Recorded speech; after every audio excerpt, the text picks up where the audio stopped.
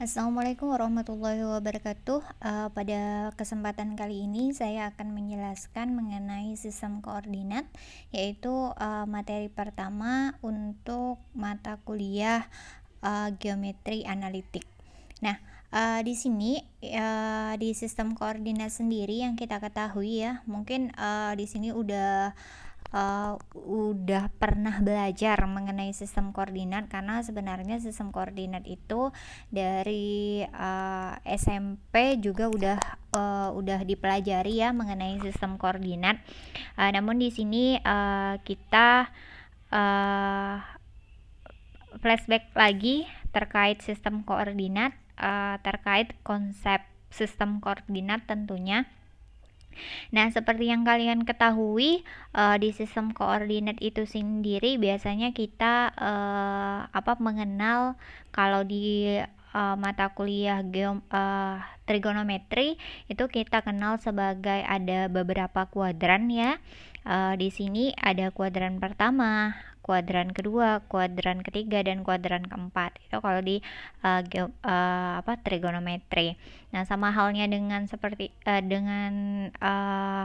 mata kuliah trigonometri, di sistem koordinat ini atau mata kuliah geometri analitik ini ya, khususnya juga terdapat 4 kuadran, di mana di kuadran pertama itu untuk nilai X dan Y-nya itu adalah bernilai positif, sementara untuk di kuadran kedua itu untuk nilai X-nya itu negatif dan untuk nilai Y-nya positif. Sementara untuk yang di kuadran ketiga itu nilai X dan Y-nya itu adalah negatif, sementara untuk koordinat titik di kuadran keempat itu nilai X positif dan nilai Y negatif, seperti itu.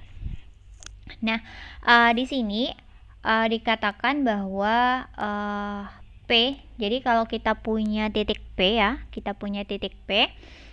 di mana P itu X, Y, jadi dituliskan P, X, Y, artinya titik P itu mempunyai koordinat X dan Y, seperti itu. Jadi X, Y ini adalah merupakan suatu pasangan terurut X, Y. Maka karena ini dikatakan suatu pasangan terurut, maka antara X, Y itu akan berbeda dengan Y, X ya. Maka kalau kita misalnya punya 1,2 itu tidak akan sama dengan 2,1, seperti itu, karena di sini merupakan pasangan terurut. Nah, untuk sumbu X sendiri itu biasanya disebut sebagai absis, dan sumbu Y sendiri disebut sebagai ordinat, seperti itu. Nah, di sini dikatakan bidang adalah suatu permukaan datar, karena kita di geometri analitik ini yaitu geometri analitik yang di bidang. Jadi pembahasannya adalah pembahasan yang di bidang. Nah, di sini dikatakan bidang itu adalah suatu permukaan yang datar. Nah, di sini dikatakan jika ada dua titik A dan B pada suatu bidang, kemudian kedua titik tersebut dihubungkan dengan suatu garis, maka garis yang terbentuk seluruhnya akan terletak pada bidang. Itu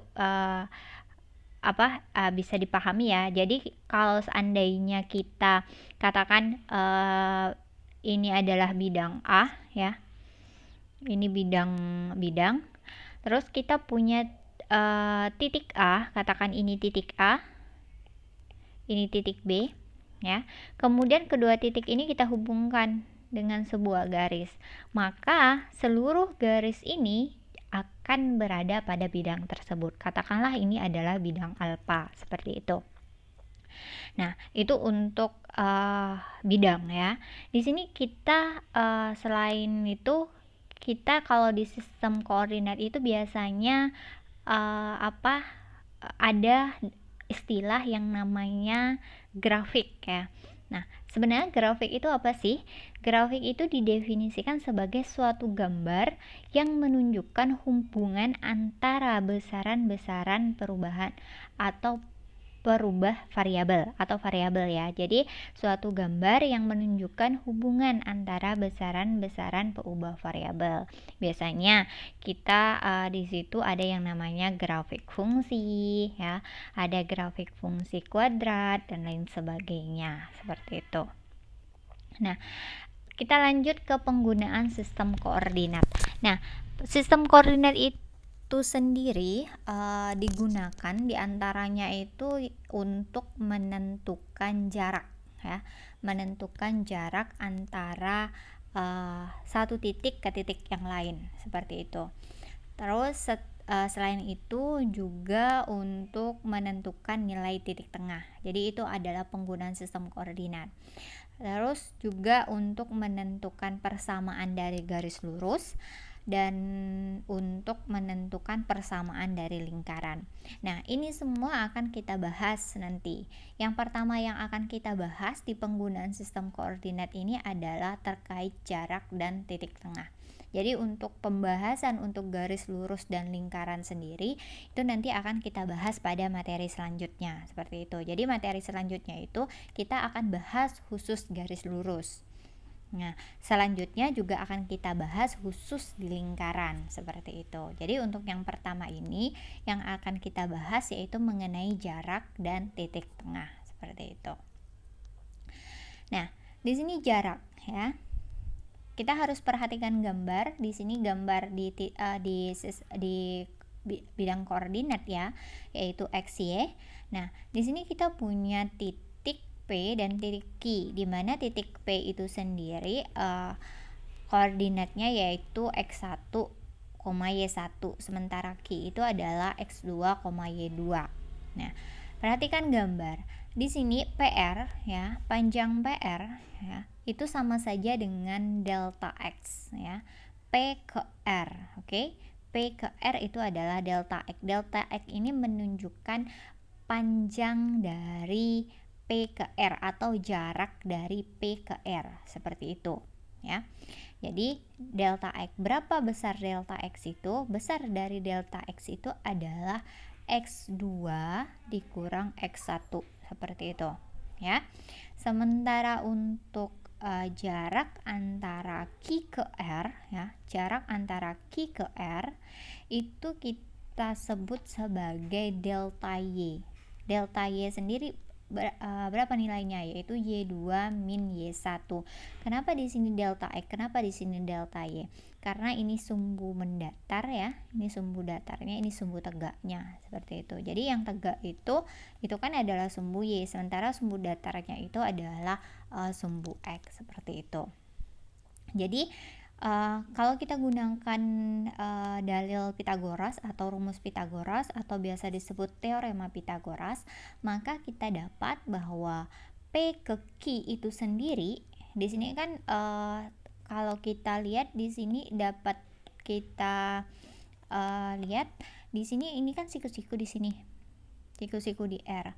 Maka untuk menentukan jarak antara P ke Q itu sama saja dengan PR kuadrat ditambah QR kuadrat seperti itu.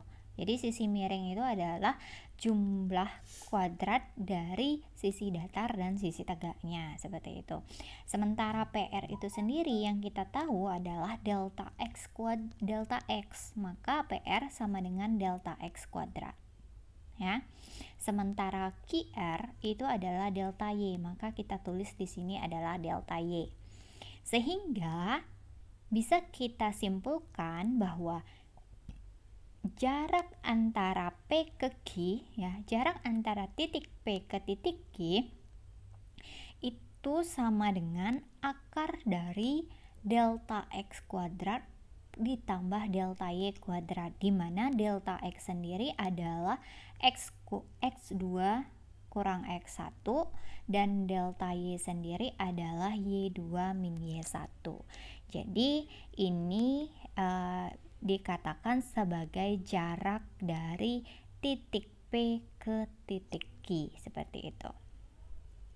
Nah, di sini ya, Dikatakan bahwa rumus ini berlaku untuk sembarang titik P dan Q di keempat kuadran. Jadi dimanapun kuadrannya, maka yang berlaku adalah rumus ini, ya. Karena bagaimanapun posisi P dan Q, sisi miringnya selalu dianggap sebagai PQ. Oke, dan panjang sisi siku-siku kedua sisi lainnya selalu delta X dan delta Y. Jadi dimanapun, di kuadran manapun, apakah dia di kuadran pertama, di kuadran kedua, di kuadran ketiga, maupun di kuadran keempat, rumus ini berlaku seperti itu, ya. Itu harus dipahami. Jadi konsepnya seperti itu untuk menentukan jarak antara dua buah titik. Oke. Nah, kita beri contoh di sini. Di sini diminta tunjukkan bahwa segitiga yang titik sudutnya yaitu di A, B, dan C itu adalah siku-siku. Pertama yang harus kita tahu dari soal ini adalah konsep dari segitiga siku-siku. Oke. Konsep dari segitiga siku-siku itu adalah sisi miring atau sisi terpanjang kuadrat dari sisi terpanjang, ya. Kuadrat dari sisi terpanjang itu sama saja dengan jumlah kuadrat dari sisi-sisi tegaknya, ya. Jumlah kuadrat dari sisi tegaknya, seperti itu. Nah, sekarang yang kita belum tahu adalah di mana ini sisi tegaknya, di mana sisi miringnya, seperti itu. Maka yang harus kita tahu adalah panjang sisinya, ya kan? Kita harus tahu dulu panjang sisinya yang mana, seperti itu. Oke. Di sini mungkin saya buat satu lagi, ya.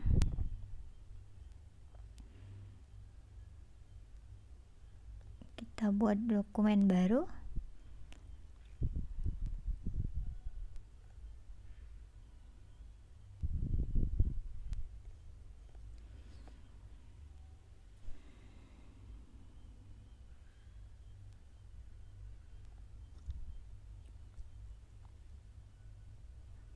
Oke.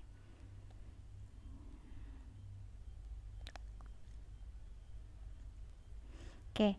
Di sini kita bikin satu garis.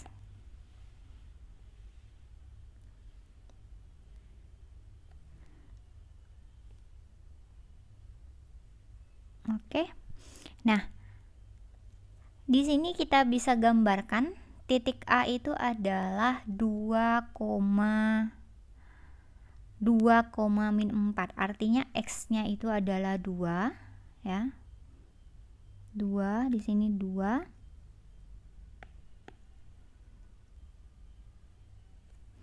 Dan Y-nya adalah -4. 1, 2, 3, 4. Berarti di sini -4. Maka titiknya di sini.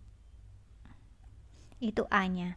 Sementara B-nya, ini A, titik A. B itu di titik 4,0. X-nya 4, Y-nya 0. Maka B itu di sini. Oke. Sementara C itu 8, -2. 4, 5, 6, 7, 8, -2. Oke, berarti di sini.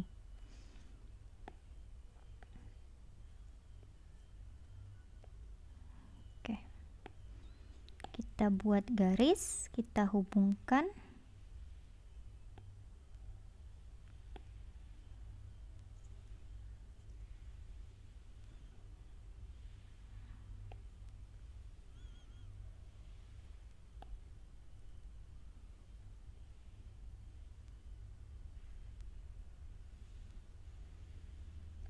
Oke. Ini C, ya. Ini C. Jadi ada A, B, dan C. Di sini ini titiknya 8, 8, -2. Oke, jadi ada A, B, dan C. Apakah segitiga ini siku-siku dan di manakah titik siku-sikunya? Artinya, apabila kita punya konsep ini, konsep sisi terpanjang itu sama dengan jumlah kuadrat dari sisi-sisi tegaknya, maka yang pertama yang harus kita lakukan adalah menghitung panjang dari sisi-sisi segitiga itu. Jadi panjang AB-nya berapa, panjang BC-nya berapa, ya, panjang AC-nya berapa, seperti itu. Nah, untuk menghitung panjang dari sisi AC misalnya, itu kita gunakan konsep jarak 2 titik. Jadi seperti itu. Jadi panjang AC itu sama saja dengan jarak titik A ke titik C. Atau panjang AB itu sama saja jarak antara titik A ke titik B. Seperti itu. Jadi makanya kita gunakan ini, ya. Kita gunakan rumus ini di sini. Maka AB, ya, AB itu sama saja dengan 4. Jadi ini ada X1, X2 karena AB, ya, AB maka B kurang A. Ini X1, ini Y1, posisinya seperti itu. Ini X2, ini Y2. Jadi kalau AB maka ini artinya B kurang A di sininya. Jadi X2-nya adalah 4, X1-nya itu adalah 1. X1-nya adalah 2, maka 4 dikurang 2. Begitu pula untuk Y-nya, yaitu 4 dikurang negatif 4. Karena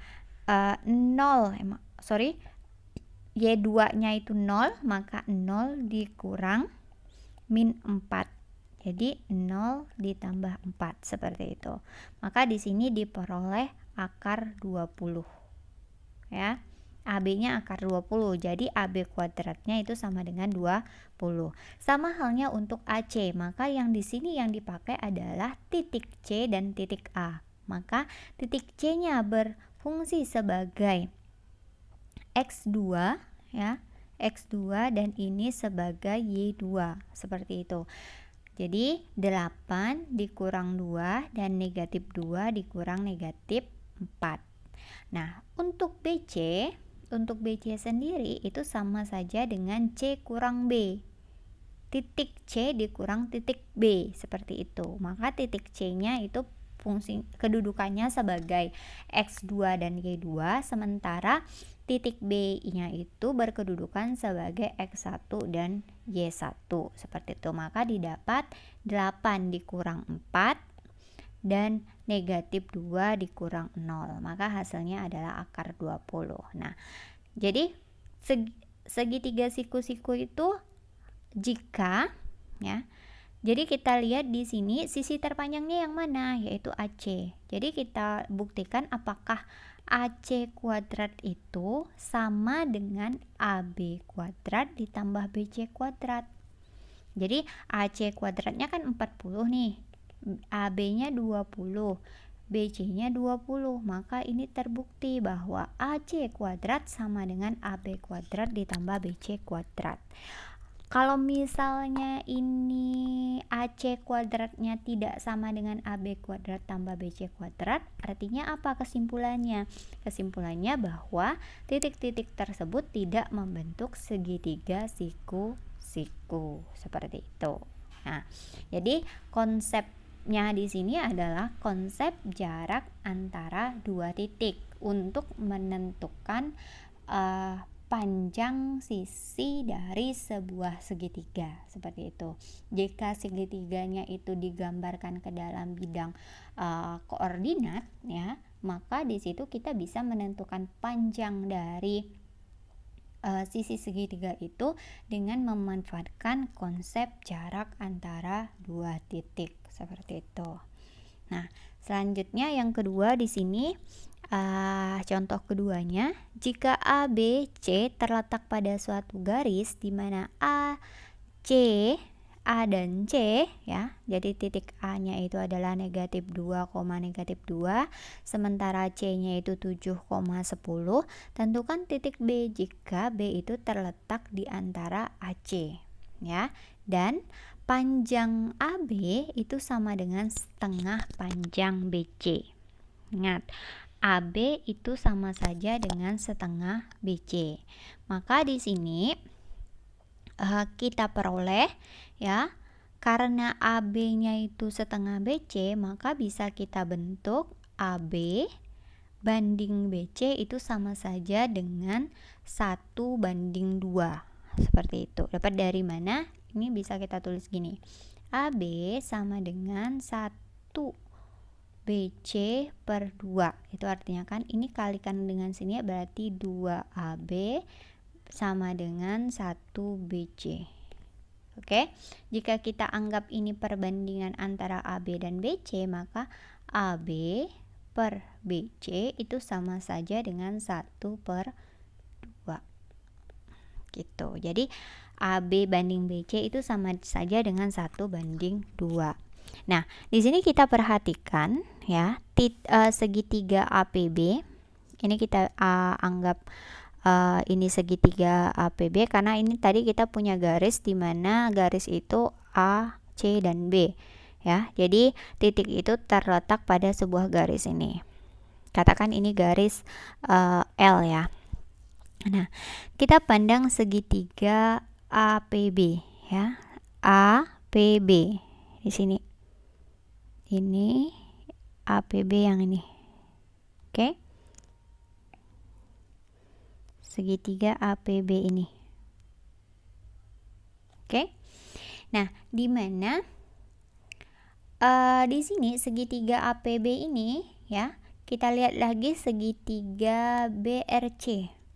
BRC. Oke.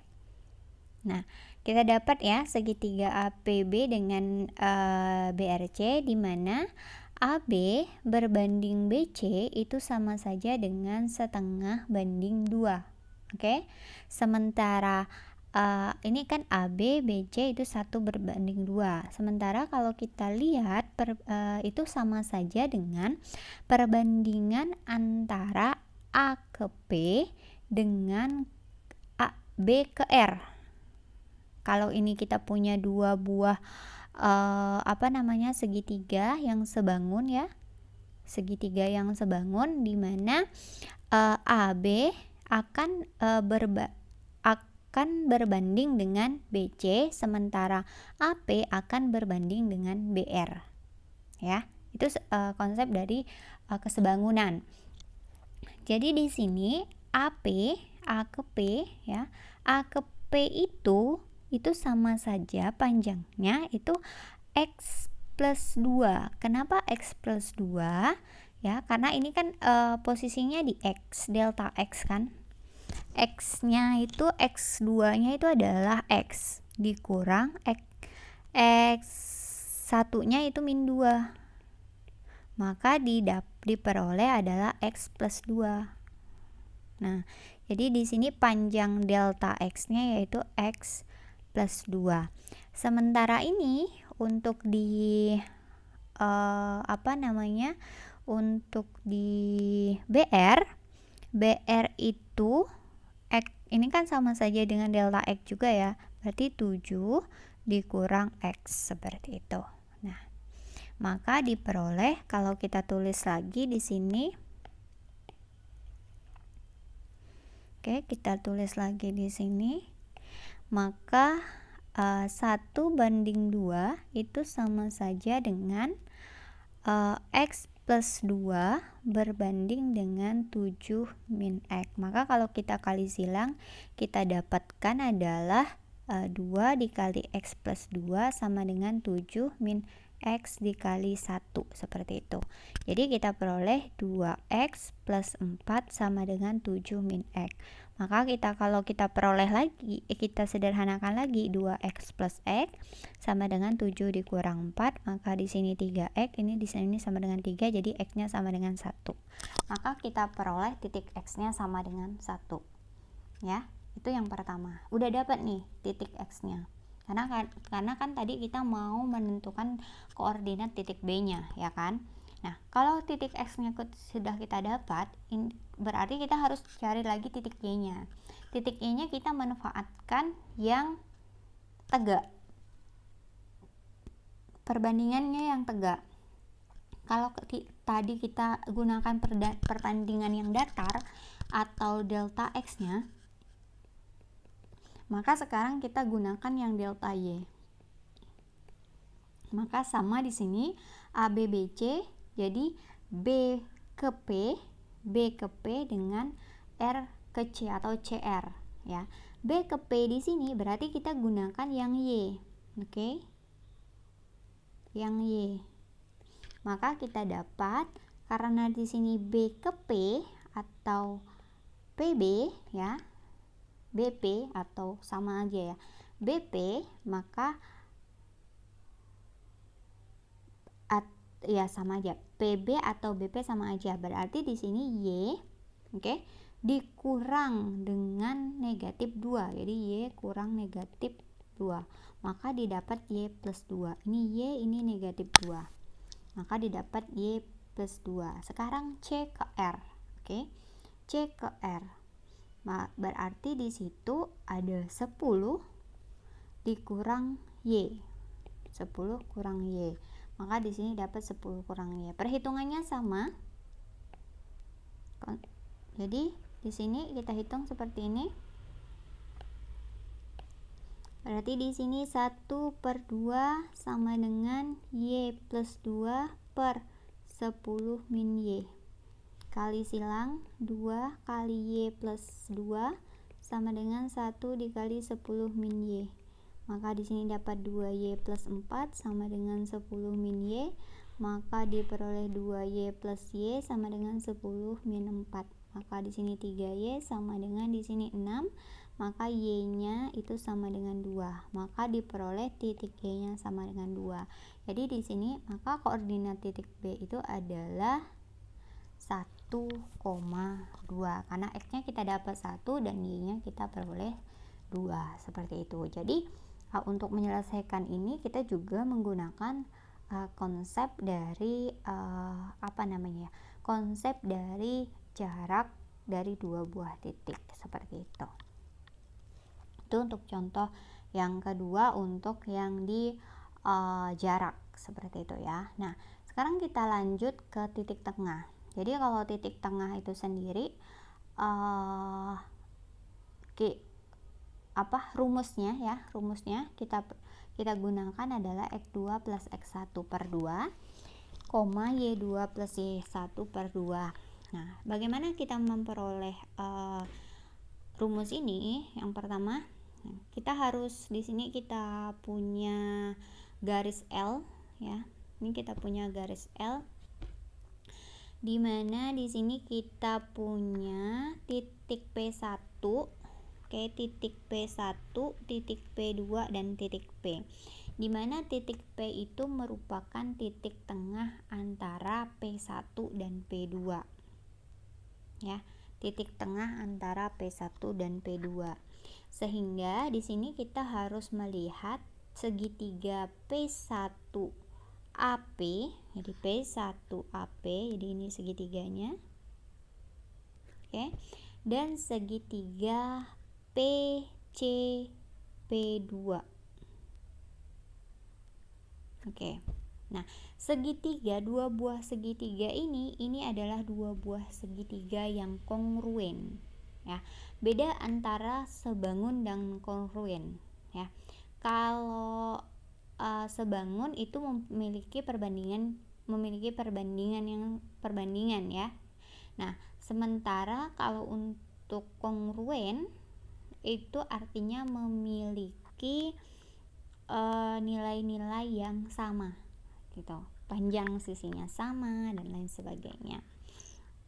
Nah, di sini panjang P1A, panjang P1 ke A itu kan sama saja dengan X, ya. X dikurang X1. Oke? X dikurang X1. Sementara panjang dari P ke C itu adalah X2 dikurang X. Jadi kita gunakan ini yang delta X-nya. Nah, seperti itu. Itu merupakan perbandingannya. Nah, makanya di sini kita peroleh, oke? Kita peroleh jadi X min X1 itu sama dengan X2 min X. Sekarang kita satukan ke ruas sebelah sini, jadi min X plus X sama dengan X2 min X2 plus X1. Jadi di sini ada 2X, X2 plus X1. Jadi X-nya adalah X2 plus X1 per 2. Seperti itu. Itu untuk memperoleh X-nya. Sementara untuk memperoleh Y-nya kita gunakan yang delta Y-nya. Yang tegaknya. Seperti itu. Kalau di sini kan Y dikurang Y1, kalau di sini Y2 dikurang Y. Seperti itu ya. Jadi di sini nanti bisa kalian coba lagi untuk langkah-langkah dalam menentukan rumus titik tengah ini. Jadi yang digunakan ini rumusnya. Ini rumus titik tengah yang nanti akan kita gunakan, yaitu X2 plus X1 per 2 Y2 plus Y1 per 2, seperti itu. Nah, ini contoh untuk titik tengah. Jika titik K itu 3,6 dan titik L itu 8,2, di mana K merupakan titik tengah dari segmen garis ML ya, maka tentukan titik M. Oke. Jadi di sini kita punya garis, katakan ini garis ya. Garis MKL. Oke. Kita punya K ya, punya K. K itu titik tengahnya, titik tengah antara M ke L. Oke.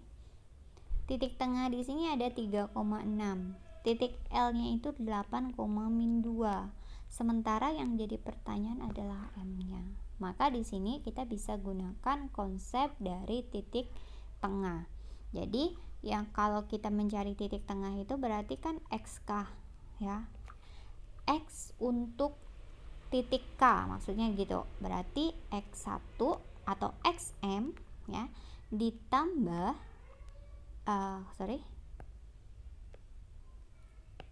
XL ya ditambah XM dibagi 2. Nih,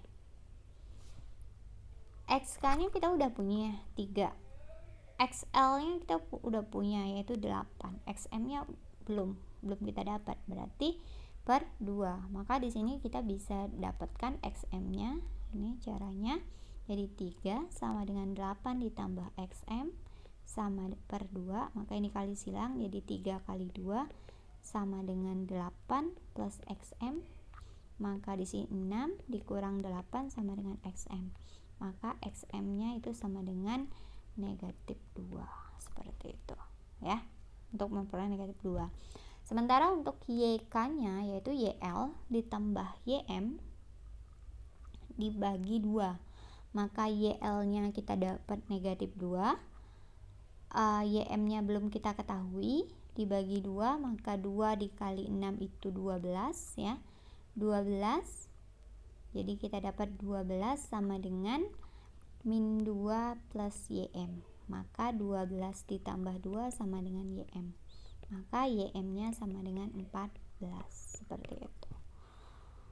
Itu untuk konsep jarak dan titik tengah. Mungkin cukup sampai di sini penjelasan untuk materi sistem koordinat, khususnya untuk jarak dan titik tengah.